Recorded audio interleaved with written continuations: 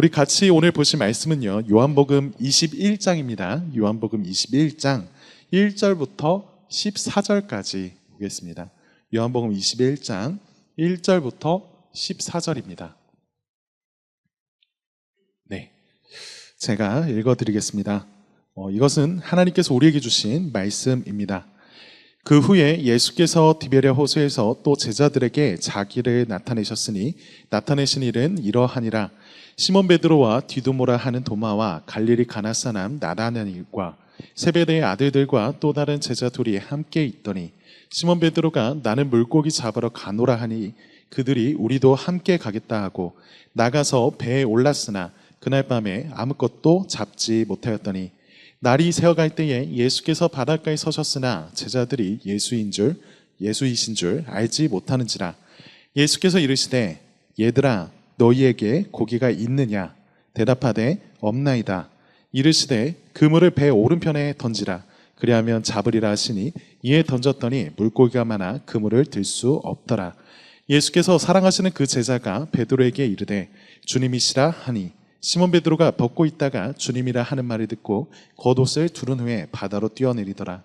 다른 제자들은 육지에서 거리가 불과 한 50칸쯤 되므로 작은 배를 타고 물고기 든 그물을 끌고 와서 육지에 올라보니 숯불이 있는데 그 위에 생선이 놓였고 떡도 있더라. 예수께서 이르시되 지금 잡은 생선을 좀 가져오라 하시니 시몬 베드로가 올라가서 그물을 육지에 끌어올리니 가득히 찬 큰 물고기가 153마리라. 이같이 많으나 그물이 찢어지지 아니하였더라. 예수께서 이르시되 와서 조반을 먹으라 하시니 제 아들이 주님이신 줄 아는 고로 당신이 누구냐 감히 묻는 자가 없더라. 예수께서 가셔서 떡을 가져다가 그들에게 주시고 생선도 그와 같이 하시니라. 이것은 예수께서 죽은 자 가운데서 살아나신 후에 세 번째로 제자들에게 나타나신 것이라. 아멘. 오늘은요 예수님께서 부활하신 다음에 제자들을 찾아가신 이야기 세 번을 찾아가시거든요.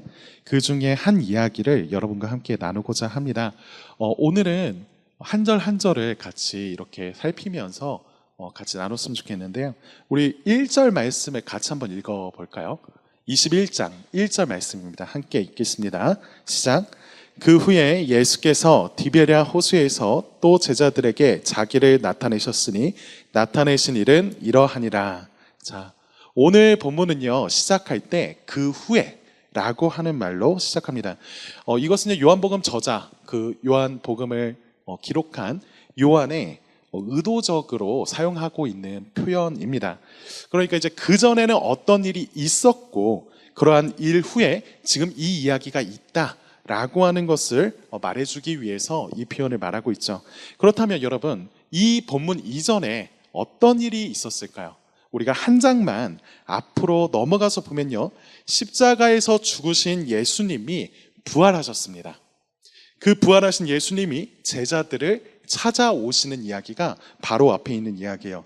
이 본문 이전에 제자들 입장에서 보면요 이 본문 이전에 그 앞날들에 있었던 일은요 예수님의 죽음 앞에서 도망치고 두려워해서 도망쳤던 모습이었고 부활하신 예수님이 그런 제자들을 찾아오셔서 샬롬이라고 인사하시면서 평안을 전하셨습니다. 그리고서 그들에게 다시 사명을 주시고 부활하신 예수님을 눈으로 보지 못해 의심하던 그 도마에게도 찾아가셔서 믿음을 요청해 주셨죠.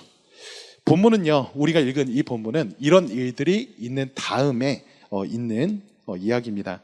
그 후에 예수님께서 디베랴 호수에 있는 제자들을 찾아가셨대요.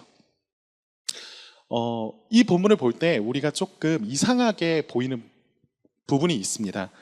가만 보면요 좀 이상한 부분이 있는데 그게 뭐냐면 분명 제자들이 앞서서 부활하신 예수님을 만났잖아요. 그런데 지금 그 부활하신 예수님을 만난 그 후에 제자들이 어디에 있는지를 좀 주목해 보십시오. 제자들이 지금 어디 있습니까? 디베랴 호수라는 곳에 있어요. 제자들은 왜 여기 있을까? 여러 가지로 고민을 해봤는데 앞서 보니까요 요한복음 말고 마태복음에서 예수님의 부활을 처음 목격한 사람들 두 여인이 있죠. 이 두 여인에게 예수님께서 제자들에게 이것 좀 말해달라 라고 전하신 바가 있습니다. 그 내용이 뭐냐면 마태복음 28장 7절과 10절에서 나오는데 이런 식의 내용이었어요. 예수님이 부활하셨다라고 하는 그 소식을 전할 것과 그리고 먼저 그 제자들로 하여금 예수님이 먼저 갈릴리로 가서 기다릴 테니까 제자들에게 거기로 오라고 하시는 말씀을 먼저 전해주십니다. 그러면 지금 제자들이 가야 되는 곳이 어디일까요? 갈릴리. 그렇죠. 갈릴리 호수일 겁니다. 그러면 지금 제자들은 어디 있죠? 디베랴라고 하는 곳에 있죠. 자, 이게 뭔가 싶은데 사실 오늘 디베랴 호수라고 불리는 이곳이 갈릴리 호수입니다.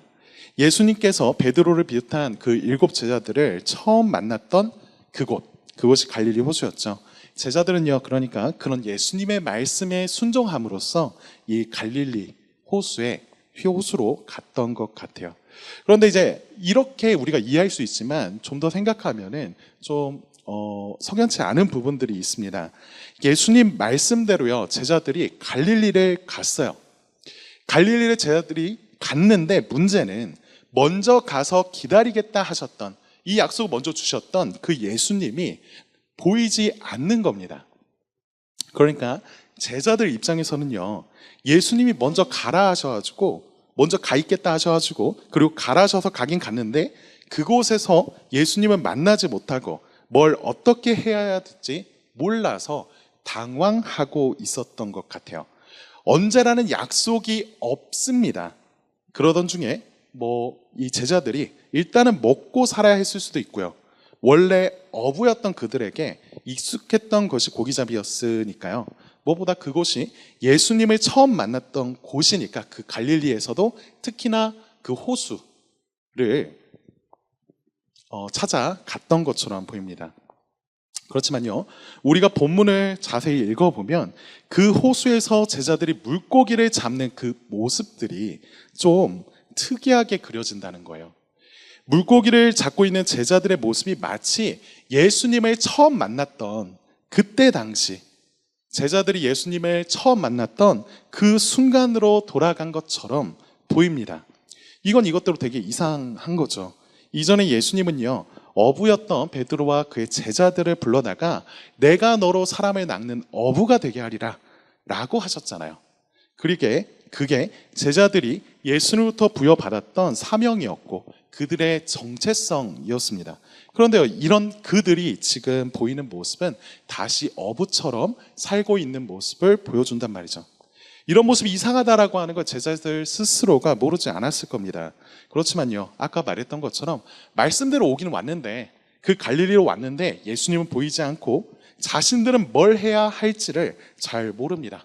그런 당혹스러운 마음, 그 사이 틈을 비집고 들어오는 것은요, 여러분 무엇입니까? 혹시나 라고 하는 마음이죠. 혹시나 이해되지 않는 이 상황이 혹시 나 때문은 아닐까라고 하는 마음이요.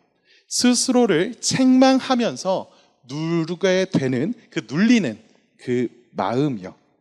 예수님은요, 말씀대로 부활하셨고 그분이 다시 말씀하여서 주신 그 사명은 너무나 놀라운 것이었지만 제자들은요, 이렇게 생각했을지 몰라요. 나는 틀려먹었다.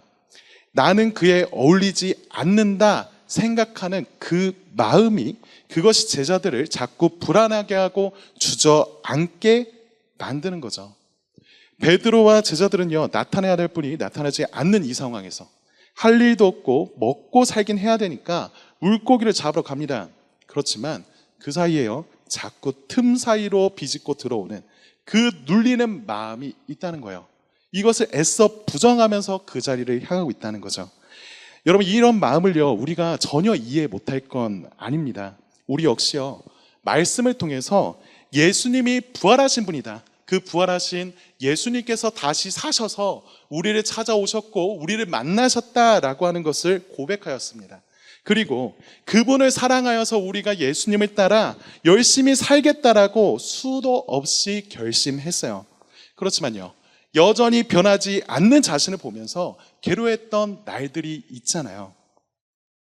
분명 나는 예수님께 사랑받았던 기억이 있지만요, 주어진 현실과 자신을 보면서 여전히 두려워하고 염려하는 꼴을 보니까 의욕도 없이 열정도 점점 죽어가는 자신이 한심하고 답답하게 느껴지면서도 그런 생각에 갇혀서 말씀대로 순종하며 앞으로 나아간다라고 하는 게 여간 쉽지 않다라고 하는 것을 계속 느끼는 그 순간이요.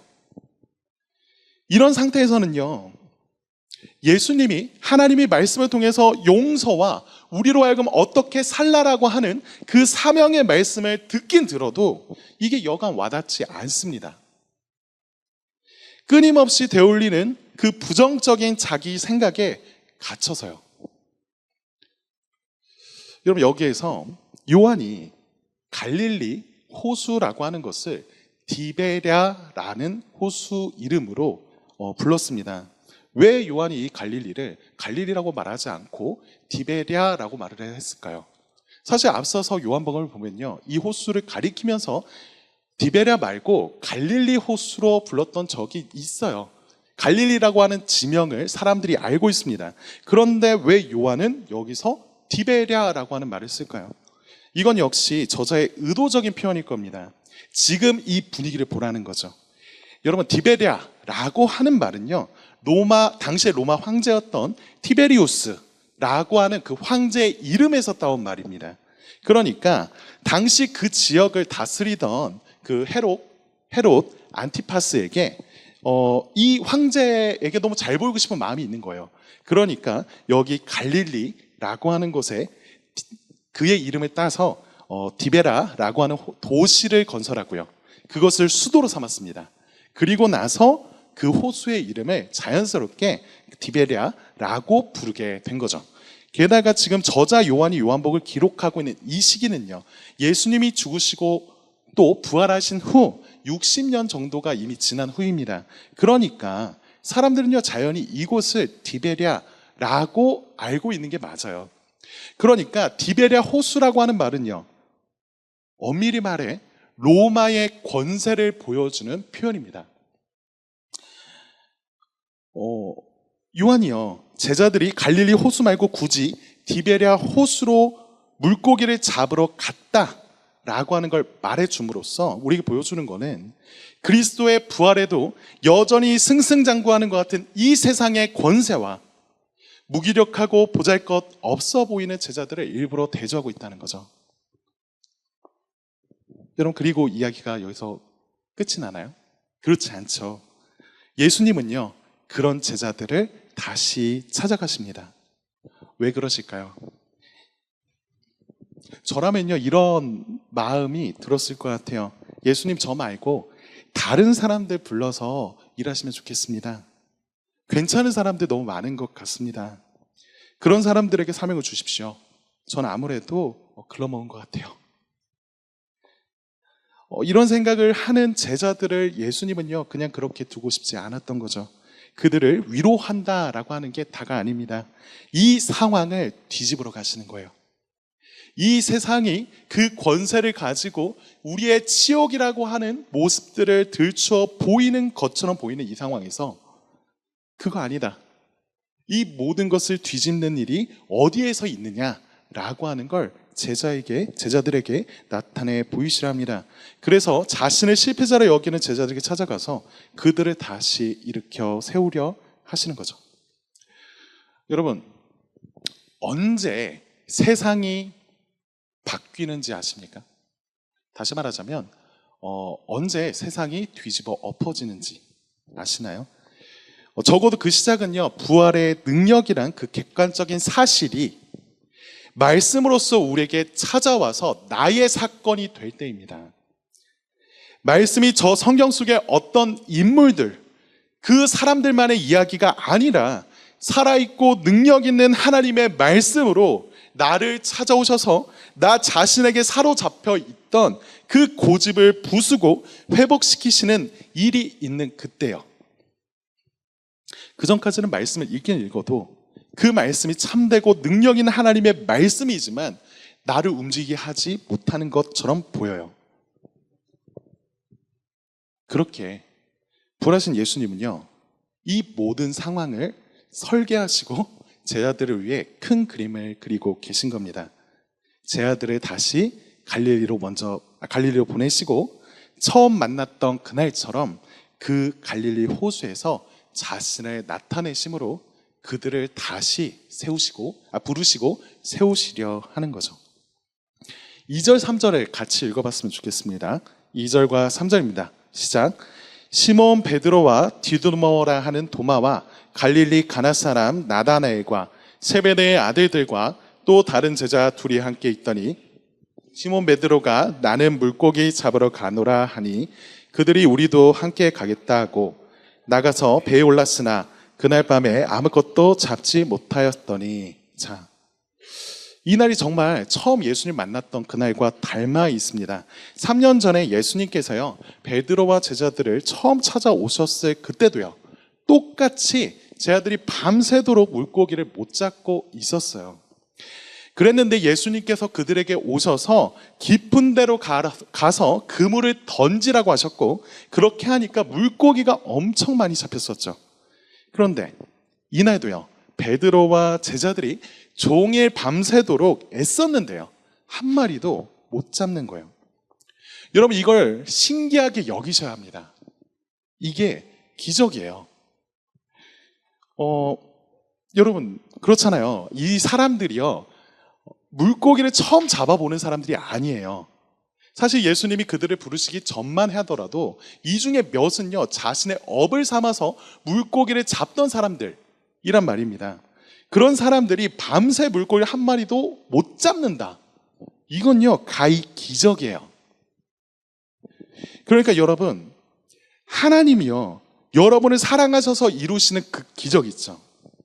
그것은 우리가 기대하는 것과 다를 때가 있다라고 하는 걸 기억하십시오. 우리는요 하나님이 우리 사랑하시면 우선 물고기 많이 잡게 해주셔야 될 것 같아요. 그런 기적을 주셔야 될 것 같은데 하나님은요 물고기에게 명하셔서 제자들이 던지는 그 그물에는 절대 걸리지 않도록 일하셨습니다.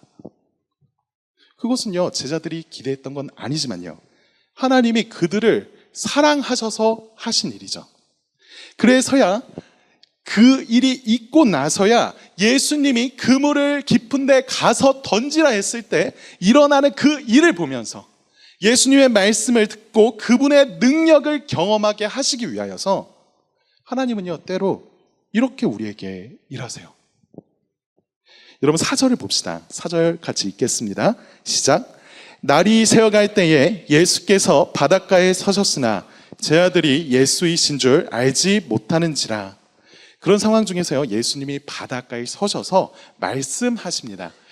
지금 우리가 4절을 읽고 있지만 8절로 넘어가서 보면요 이 거리가 어느 정도 되냐면 배로부터 예수님이 서신 해변의 거리가 약 50칸 정도 되었다라고 말을 합니다. 근데 이제 이것을 그 원어 성경 이렇게 보니까요 200규빗이라고 표현을 하고 있어요. 근데 규빗이 뭐냐면 손가락 끝에서부터 팔꿈치 정도까지의 길이입니다.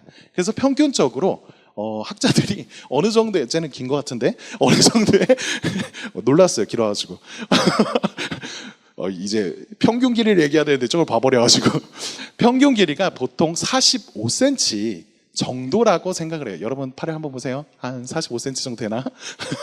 그보다 보통 요즘은 길 것 같은데 그러니까 여러분 200규빗이니까 환산하면 어느 정도 됩니까?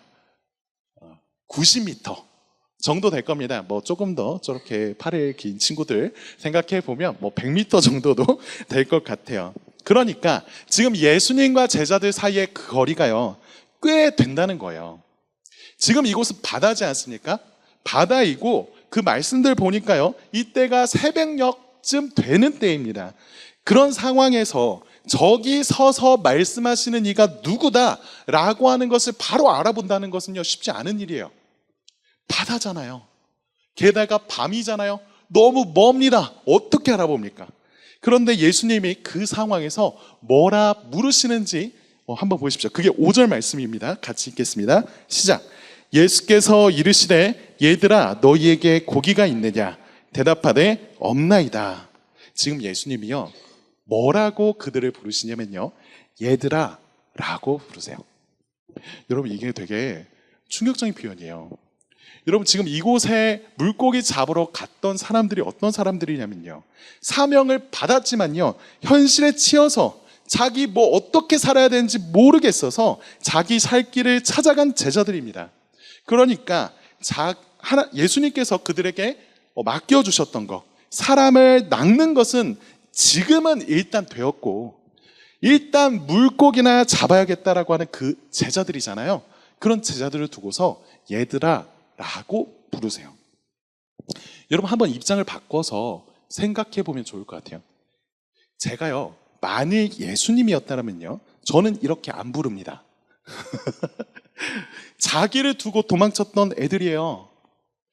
자기를 두고 도망쳤던 것도 모자라 용서하고 다시 만나서 이제 좀 잘해보자 라고 얘기를 했는데, 또 예수님 잠깐 안 보인다고 사명은 다 나 몰라 하고 물고기로 잡으러 간 애들, 그 사람들이 얘네들이잖아요.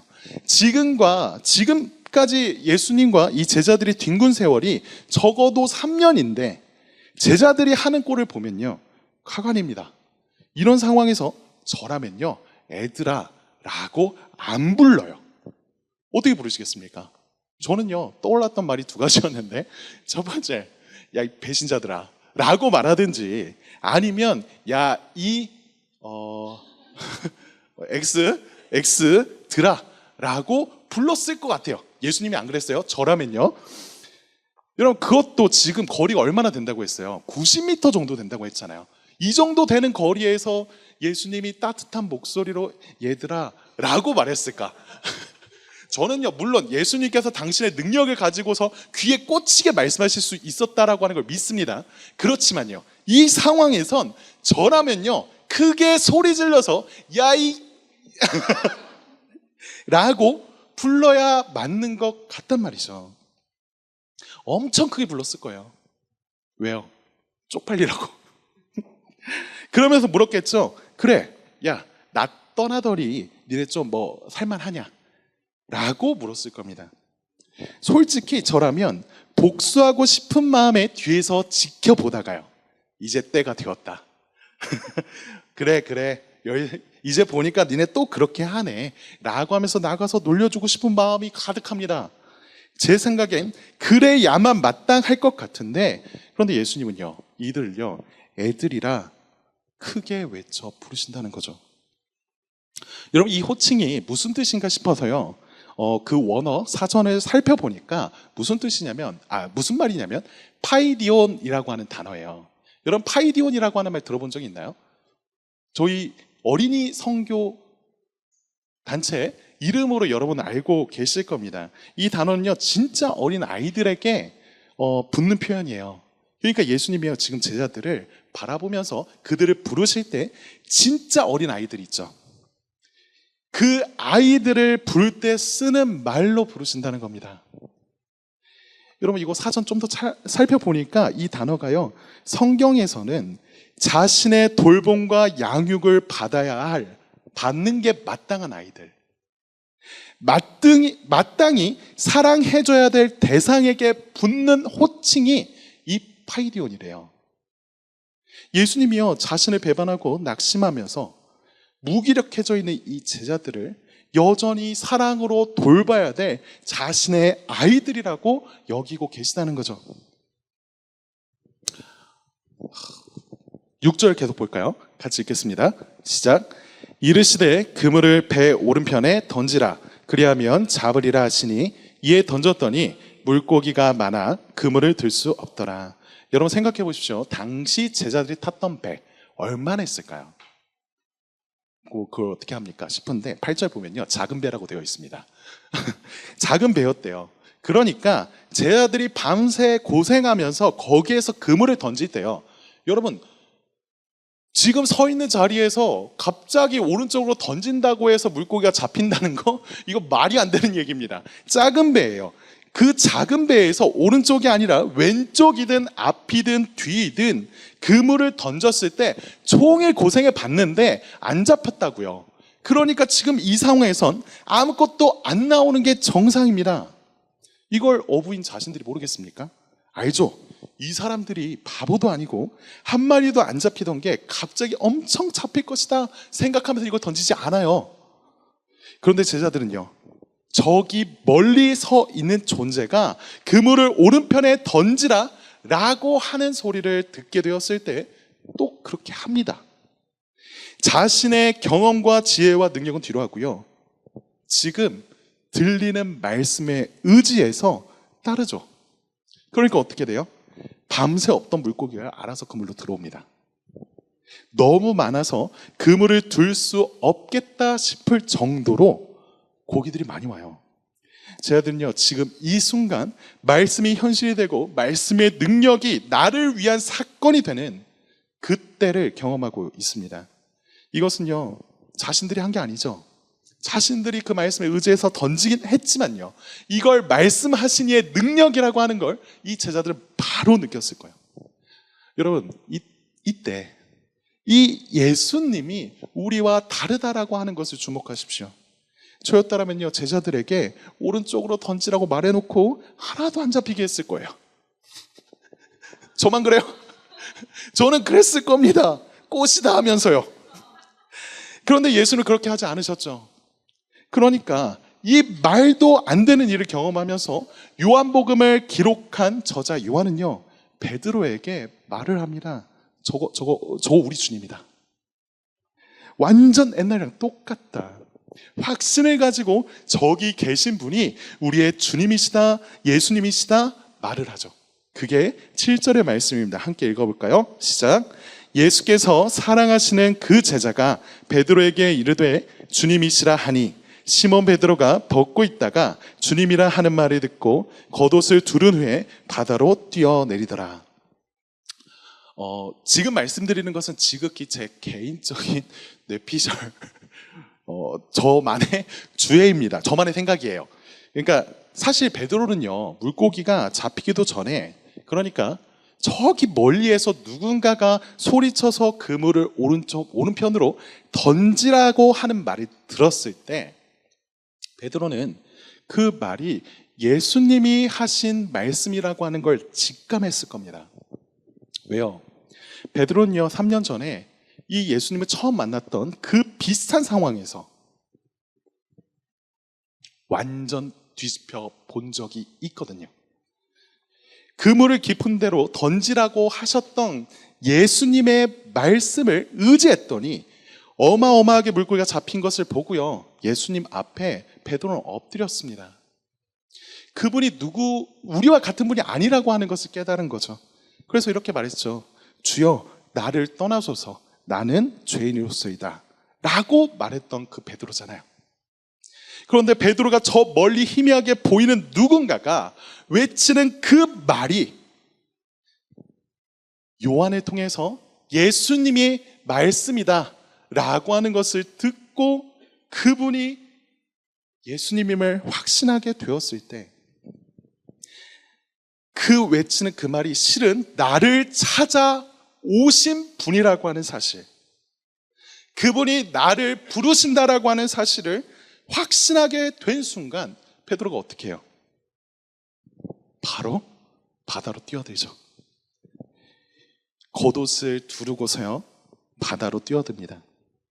여러분, 왜 베드로가 겉옷을 둘렀는지 정확하게는 모르겠습니다.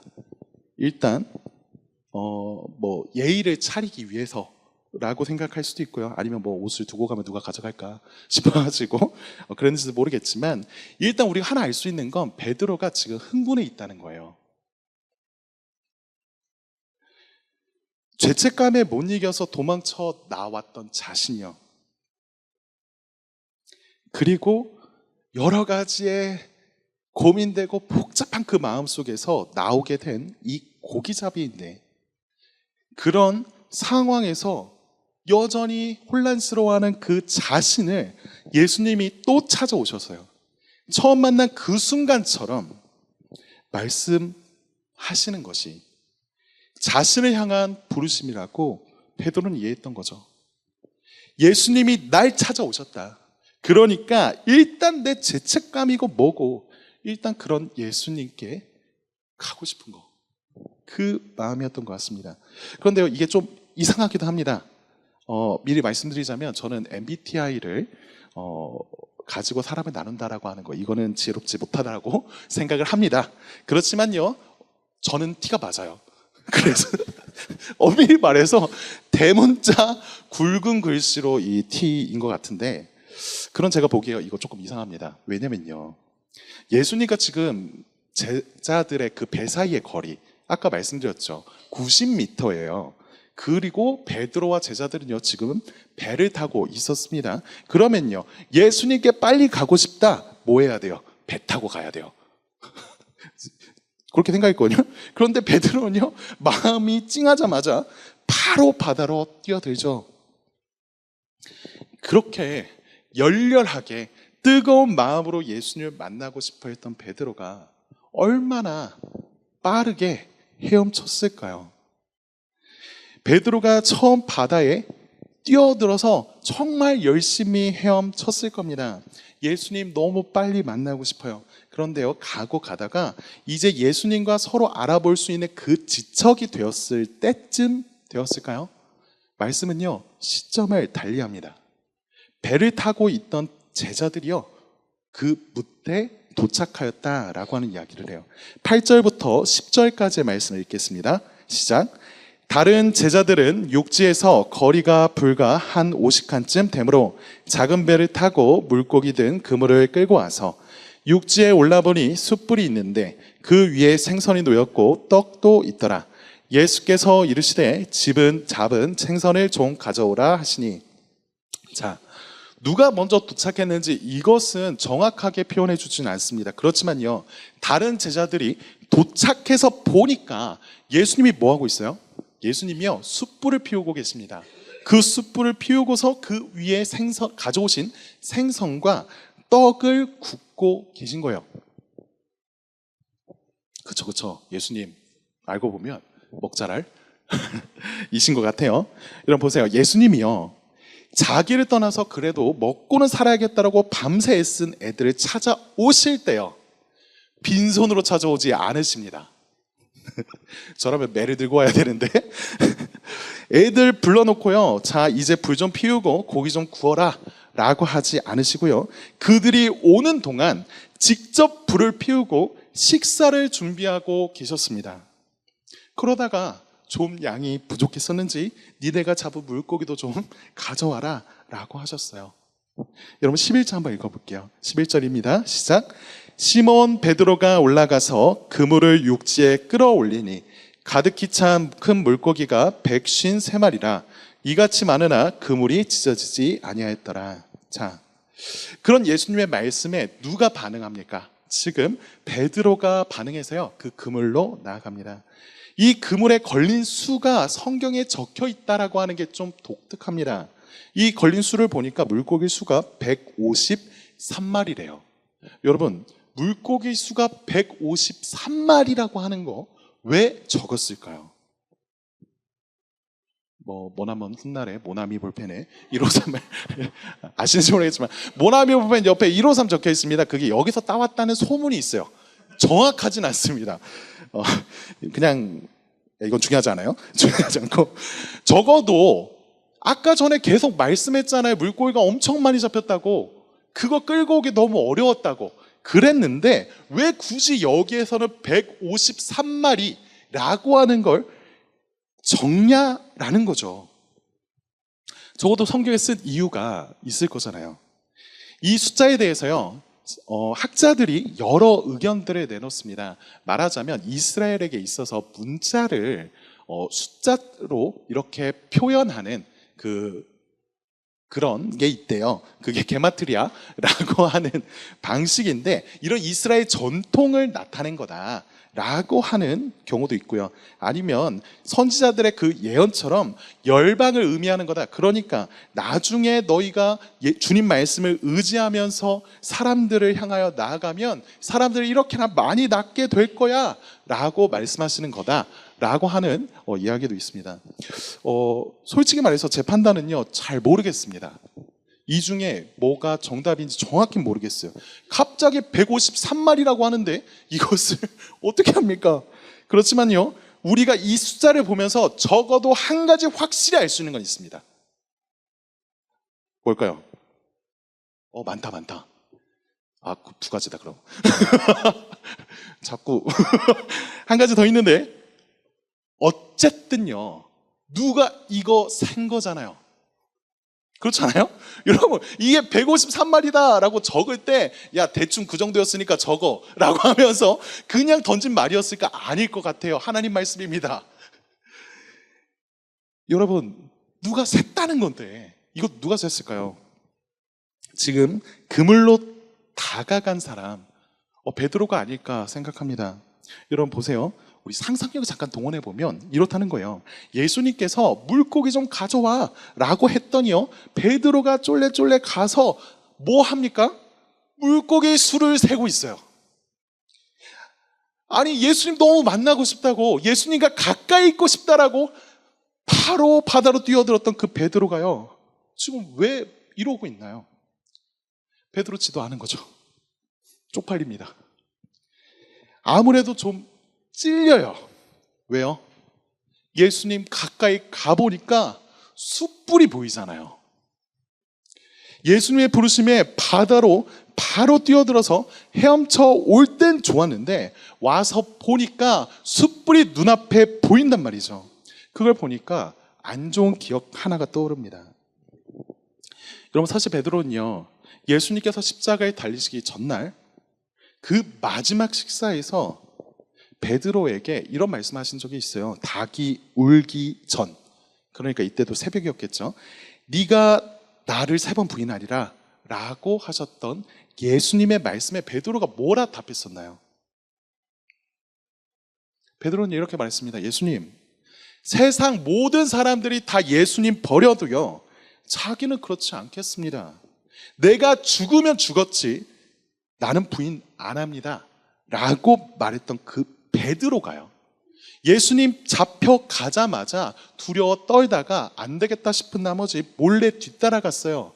그 뒤따라가 갔다가 예수님이 뺨을 맞고 조롱당하시는 것을 보았던 그때 그는요, 숯불화로 옆에 있었습니다. 사람들이요, 너 예수님과 함께 있었던 제자 아니야? 네가 예수님과 함께 있는 거 다 봤다 라고 물을 때요, 3번이나 거듭 부인했었던 게 자신이었어요. 그러고 닭이 울자 예수님 말씀 생각나서 나가서 정말 너무나 울었던 그 기억이 있는, 그걸 떠올리게 하는 그것이 이거잖아요. 여러분 생각해 보세요. 베드로 지가라고 해서 지금 미안해요. 베드로가 한 일이 있는데 어떻게 이걸 읽겠어요? 새벽 동틀녘, 상황이 똑같죠. 숯불을 볼 때 바로 트라우마처럼 죄책감이 옥죄는 겁니다. 저는요, 이 모든 상황이 예수님께서 의도하신 거라 생각해요. 그리고 오늘 이 성경을 읽고 이 말씀을 듣는 독자들 여러분들에게, 저와 여러분들에게 요한이 의도적으로 보여주고 싶은 거라 생각합니다. 여러분, 예수님이요, 의도적으로 숯불을 피우셨다 라고 하는 말인데 왜 그렇게 하셨죠? 양심이 좀 있으면 지도 좀 찔려봐라 라고 하는 마음일까요?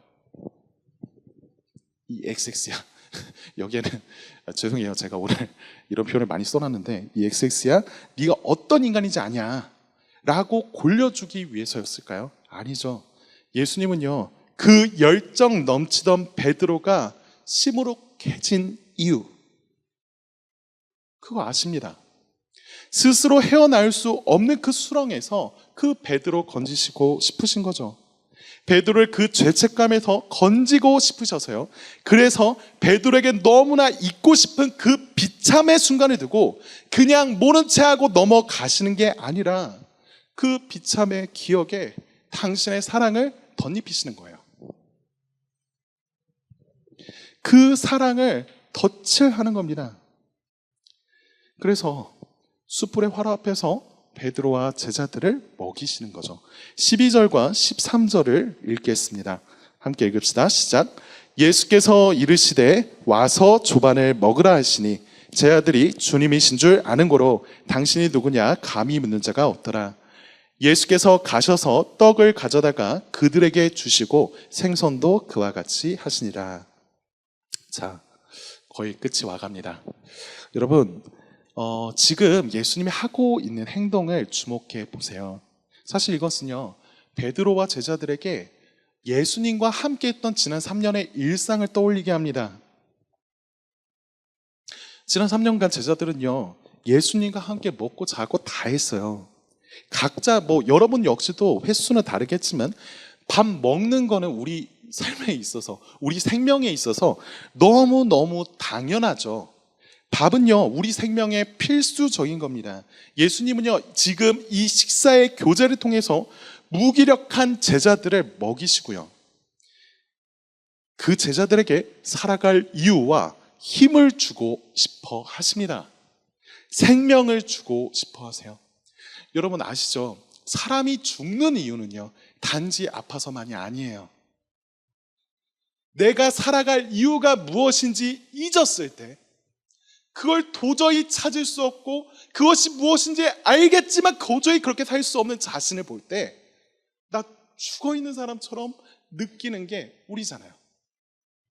예수님은요, 살리고 싶어 하는 겁니다. 제자들에게 살아갈 이유와 힘을 주고 싶어 하세요. 근데 이 말씀에 특이한 점이 하나 더 있죠. 예수님이요, 제자들에게 떡과 생선을요, 직접 떼어 주신다는 거예요. 여러분, 제자들이 애입니까?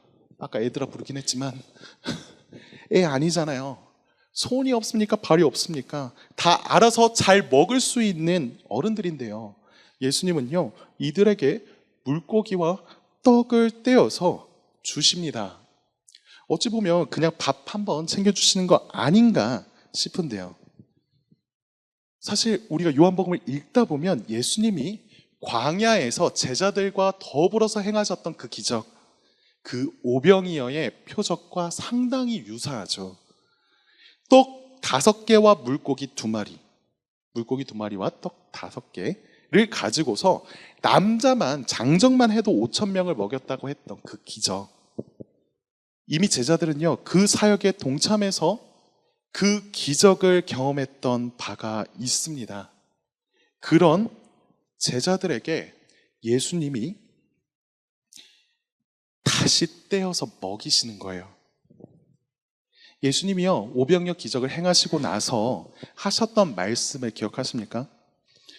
수많은 사람들에게 이렇게 말씀하셨어요. 너희가 생명의 양식인 나를 먹지 않고서는 안 된다라고 말씀하셨죠. 나의 피를 마셔야만 영원히 목마르지 않을 거다라고 말씀하셨습니다. 여러분, 문자 그대로 받아들이면요, 이 무슨 말도 안 되는 소리냐 싶은 말씀이에요.